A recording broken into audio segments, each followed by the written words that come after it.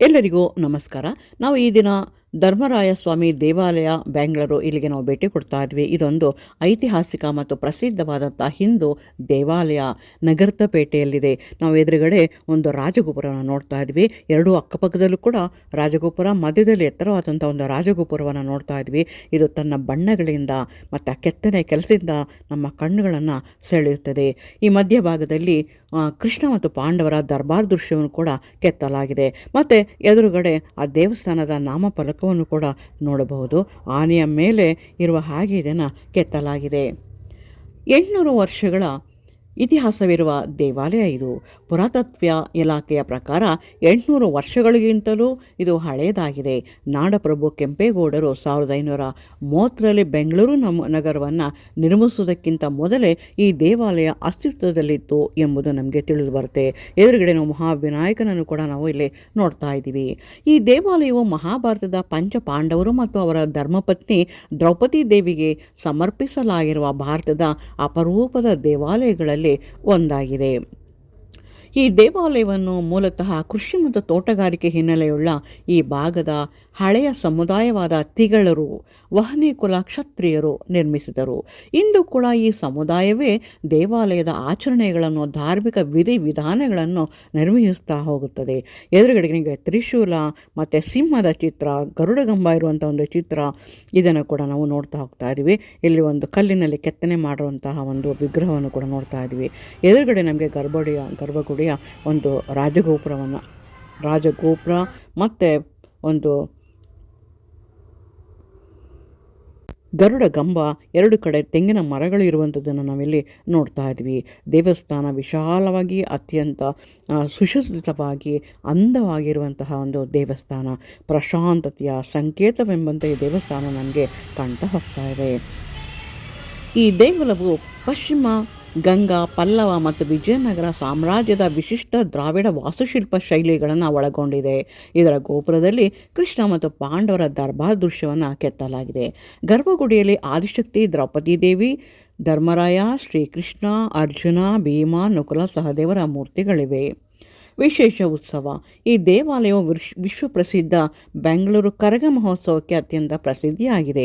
ಪ್ರತಿ ವರ್ಷ ಚೈತ್ರ ಹುಣ್ಣಿಮೆಯ ಸಂದರ್ಭದಲ್ಲಿ, ಅಂದರೆ ಮಾರ್ಚ್ ಮತ್ತು ಏಪ್ರಿಲ್ ತಿಂಗಳಿನಲ್ಲಿ, ದ್ರೌಪದಿ ಅಮ್ಮನ ಆಶೀರ್ವಾದಕ್ಕಾಗಿ ಭವ್ಯ ಉತ್ಸವ ನಡೆಯುತ್ತದೆ. ದೇವಾಲಯದ ಮುಖ್ಯ ಅರ್ಚಕರು ಹೆಣ್ಣಿನ ವೇಷ ಧರಿಸಿ ತಲೆ ಮೇಲೆ ಹೂವಿನ ಕರಗವನ್ನು ಹೊತ್ತು ನಗರದಾದ್ಯಂತ ಅದ್ಧೂರಿ ಮೆರವಣಿಗೆಯನ್ನು ಇಲ್ಲಿ ಮಾಡ್ತಾ ಹೋಗ್ತಾರೆ ನಡೆಯುತ್ತದೆ. ಇಲ್ಲಿನ ಒಂದು ವಿಶೇಷತೆ ಏನಂತಂದರೆ, ಭಾವೈಕ್ಯತೆಯ ಸಂಕೇತವೆಂಬಂತೆ ಕರಗದ ಸಂದರ್ಭದಲ್ಲಿ ಕಾಟನ್ ಪೇಟೆಯಲ್ಲಿರುವ ಹಜರತ್ ತವಕ್ಕಲ್ ಮಸ್ತಾನ್ ದರ್ಗಾಕ್ಕೆ ಬಂದು ಧೂಪಾರತಿಯನ್ನು ಸ್ವೀಕಾರ ಮಾಡ್ತಾರೆ. ಎದುರುಗಡೆ ನಮಗೆ ಅಂದವಾಗಿ ಒಂದು ಗರ್ಭಗುಡಿ ಕಾಣಿಸ್ತಾ ಇದೆ. ಆ ಕಂಬಗಳ ಕೆತ್ತನೆ ಇರುವಂಥದ್ದು ಕಾಣಿಸ್ತಾ ಇದೆ. ಅದರ ಮೇಲ್ಭಾಗದಲ್ಲಿ ದೇವಾನುದೇವತೆಗಳನ್ನು ಪ್ರತಿಷ್ಠಾಪನೆ ಮಾಡಿದ್ದಾರೆ. ಮತ್ತು ಚಾವಣಿಯ ಮೇಲೆ ಹೂವಿನ ಚಿತ್ರಗಳು ಮತ್ತು ಚಕ್ರದ ಚಿತ್ರಗಳನ್ನು ಕೂಡ ನಾವಿಲ್ಲಿ ಗಮನಿಸ್ಬೋದು. ಅದು ಕೂಡ ಅತ್ಯಂತ ವಿಶಾಲವಾಗಿ ಚೆನ್ನಾಗಿದೆ. ಮತ್ತು ದೀಪದ ಒಂದು ಸ್ತಂಭವನ್ನು ಕೂಡ ಇಲ್ಲಿ ನಾವು ನೋಡ್ಬೋದು. ಎದುರುಗಡೆಗೆ ಗರುಡಗಂಬವನ್ನು ಕೂಡ ನೋಡ್ಬೋದು. ಅದರ ಮುಂದೆ ರಾಜಗೋಪುರವನ್ನು ಕೂಡ ನೋಡ್ಬೋದು ಹೋಗ್ತಾ ಇರುವಾಗ. ಈ ರೀತಿ ತನ್ನ ಅಂದ ಚಂದಗಳಿಂದ ಎಲ್ಲರನ್ನು ಬೆರಗುಗೊಳಿಸುವ ಭಕ್ತಿಯ ಒಂದು ಸ್ಥಾನಕ್ಕೆ ನಮ್ಮನ್ನು ಕರ್ಕೊಂಡು ಹೋಗುವಂಥ ಒಂದು ದೇವಾಲಯ ಇದಾಗಿದೆ. ಪಂಚಪಾಂಡವರು ಮತ್ತು ದ್ರೌಪದಿಗೆ ಸಮರ್ಪಿತವಾಗಿರುವ ಭಾರತದ ಏಕೈಕ ಪ್ರಮುಖ ದೇವಸ್ಥಾನ. ಬೆಂಗಳೂರಿನ ಪ್ರಸಿದ್ಧ ಬ್ರ್ಯಾಂಡ್ ಹಬ್ಬವಾದ ಬೆಂಗಳೂರು ಕರಗದ ಉತ್ಸವದ ಜನ್ಮಸ್ಥಳ ಇದಾಗಿದೆ. ಬೆಂಗಳೂರಿನ ಧರ್ಮರಾಯ ಸ್ವಾಮಿ ದೇವಸ್ಥಾನ ಮತ್ತು ಕರಗ ಶಕ್ತಿ ಉತ್ಸವಕ್ಕೆ ಶತಮಾನಗಳ ಅವಿನಾಭಾವ ಸಂಬಂಧವಿದೆ. ಕರಗ ಉತ್ಸವವು ಸಂಪೂರ್ಣವಾಗಿ ಧರ್ಮರಾಯ ಸ್ವಾಮಿ ದೇವಸ್ಥಾನದ ಆವರಣದಿಂದಲೇ ಆರಂಭವಾಗಿ ಅಲ್ಲೇ ಮುಕ್ತಾಯಗೊಳ್ಳುತ್ತದೆ.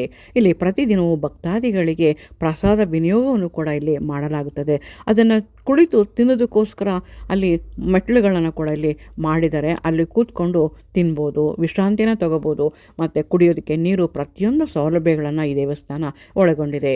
ದ್ರೌಪದಿ ದೇವಿ ಆರಾಧನೆ. ಈ ದೇವಸ್ಥಾನದಲ್ಲಿ ಪಾಂಡವರು ಮತ್ತು ದ್ರೌಪದಿಯನ್ನು ಪೂಜಿಸಲಾಗುತ್ತದೆ. ಇಲ್ಲಿ ಕರಗ ಯಾವ್ಯಾವ ರಸ್ತೆಗಳಲ್ಲಿ ಹೋಗುತ್ತೆ ಬೆಂಗಳೂರಿನಲ್ಲಿ, ಅದರ ಒಂದು ನಕ್ಷೆಯನ್ನು ಕೂಡ ನಮ್ಮ ಇಲ್ಲಿ ಸೂಚನಾ ಫಲಕವಾಗಿ ಇಲ್ಲಿ ಕೊಟ್ಟಿದ್ದಾರೆ. ಕರಗ ಉತ್ಸವವು ಮುಖ್ಯವಾಗಿ ಆದಿಶಕ್ತಿ ದ್ರೌಪದಿ ದೇವಿಯ ಆಚರಣೆಯಾಗಿದೆ. ಧಾರ್ಮಿಕ ವಿಧಿಗಳು. ಕರಗದ ಎಲ್ಲ ಮುಖ್ಯ ವಿಧಿವಿಧಾನಗಳು ಧರ್ಮರಾಯ ಸ್ವಾಮಿ ಗುಡಿಯಲ್ಲೇ ನೆರವೇರುತ್ತದೆ. ಇಲ್ಲಿ ಎದುರುಗಡೆ ನಿಮಗೆ ಅಂದವಾದಂಥ ಒಂದು ಬೃಂದಾವನ ಚಿತ್ರವನ್ನು ಕೂಡ ನೋಡ್ಬೋದು. ಇಲ್ಲಿ ಹೊರಗೆ ಹೋಗುವ ದಾರಿಯಲ್ಲೂ ಕೂಡ ಗೋಪುರದ ಚಿತ್ರಗಳು ಮತ್ತು ರಾಜಗೋಪುರವನ್ನು ಕೂಡ ನಾವಿಲ್ಲಿ ನೋಡಬಹುದು. ಕರಗ ಹೊರುವವರ ರಕ್ಷಣೆಗಾಗಿ ಕೈಯಲ್ಲಿ ಕತ್ತಿ ಹಿಡಿದ ವೀರಕುಮಾರರು ಕೂಡ ಜೊತೆಗಿರುತ್ತಾರೆ. ದೇವಸ್ಥಾನಗಳಿಗೆ ಹೆಚ್ಚೆಚ್ಚು ಹೋಗುವುದರಿಂದ ಆರೋಗ್ಯ ವೃದ್ಧಿಸುತ್ತದೆ, ಮಾನಸಿಕ ಮತ್ತು ದೈಹಿಕ ಆರೋಗ್ಯ ಸಿದ್ಧಿಸುತ್ತದೆ. ಬರಿಗಾಲಿನಲ್ಲಿ ದೇವಸ್ಥಾನದೊಳಗೆ ನಡೆಯುತ್ತೇವೆ, ಇದರಿಂದ ಕಾಲಿನ ಕೆಳಗೆ ಒತ್ತಡ ಬಿದ್ದು ರಕ್ತದೊತ್ತಡ ಸಮಸ್ಥಿತಿಗೆ ಬರುತ್ತದೆ.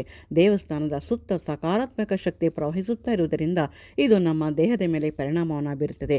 ಎದುರಿಗೆ ನಾಗ ದೇವತೆಗಳು ಕೂಡ ಇಲ್ಲಿ ನಮಗೆ ಕಂಡು ಬರ್ತಾ ಇದೆ. ಪ್ರತ್ಯಕ್ಷವಾಗಿ ಕಾಣುವಂತೆ ದೇವತೆಗಳನ್ನು ಇಲ್ಲಿ ಕೆತ್ತಲಾಗಿದೆ, ನಾಗದೇವತೆಗಳನ್ನು ಕೆತ್ತಲಾಗಿದೆ.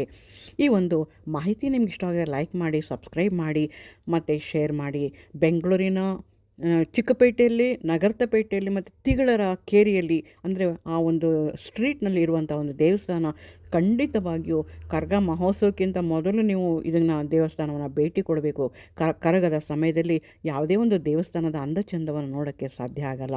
ಹಾಗಾಗಿ ಖಂಡಿತ ಎಲ್ಲರೂ ಕೂಡ ದೇವಸ್ಥಾನಕ್ಕೆ ಒಮ್ಮೆ ಭೇಟಿಯನ್ನು ಕೊಡಿ ಮತ್ತು ಅಲ್ಲಿರುವಂತಹ ಒಂದು ಸಕಾರಾತ್ಮಕ ಶಕ್ತಿಯ ಒಂದು ಪ್ರಭಾವ ನಿಮ್ಮ ಮೇಲೆ ಬೀಳಲಿ ಅಂತ ನಾನು ಕೇಳ್ಕೊಳ್ತೀನಿ. ನಮಸ್ಕಾರ.